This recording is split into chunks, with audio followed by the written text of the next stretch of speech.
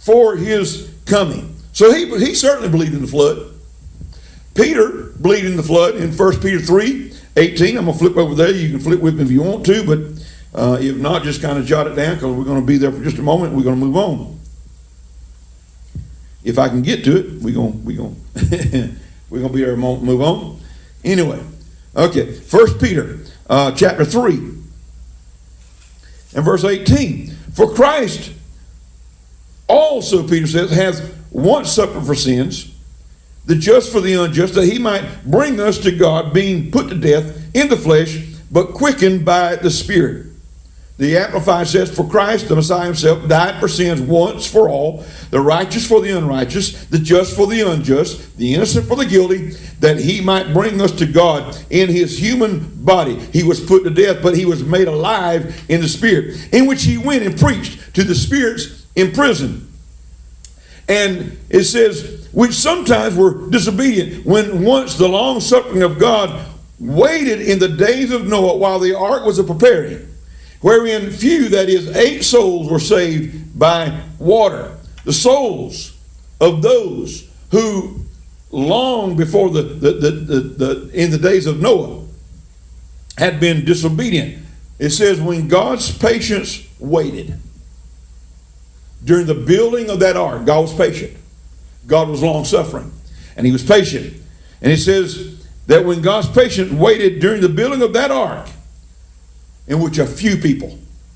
Jesus said it in another place. He said, straight is the gate and narrow is the way that leads to life, and few are going to find the way. Few are going to find the door to that ark. Broad is the way that leads to destruction. He said, and many are going in that gate. Many are going in that door. And again, he says, there will be those who stand before him that day, and they say unto him, Lord, Lord, have we not done this in your name, done that in your name, cast out devils, and done all this, and done all these mighty works in your name? And he says, depart from me, I never knew you. Many will go in their aid. So Peter believed in the flood. He certainly believed that that time was coming. He goes on to say, the like figure whereunto even baptism does, no, I'm sorry, I read verse 20. I did read verse 20. Okay. So Peter believed in the flood. And also the author of Hebrews believed in the flood. Flip back to Hebrews just a little bit there, or jot it down if you want to follow along. Hebrews chapter 11 and verse 7.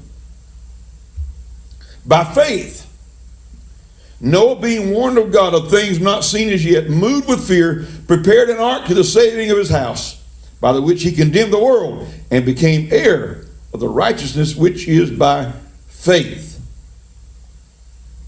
Prompted by faith, moved by faith, Noah, God forewarned him. God gave him the diagram. He gave him the blueprints for the ark. Y'all heard of the new ark they built in Kentucky now, Noah's Ark? And we need to make plans to try to go there one day. I'd love to see it. They say it's something to behold, and it's also something of great controversy. And we need to try to support them as much as what we can. I'm amazed at so-called Christians who got something to say about building the ark because $100 million was put into it. And like I said, they cry about stuff like that. They don't say a word about the billions of dollars that go into the abortion industry. And so anyway, that's somewhat hypocritical, I think. But anyway, we got to move on. I can't camp out there right now. I did some of that last week. So Noah's forewarned by God concerning events which are yet to be seen in his day.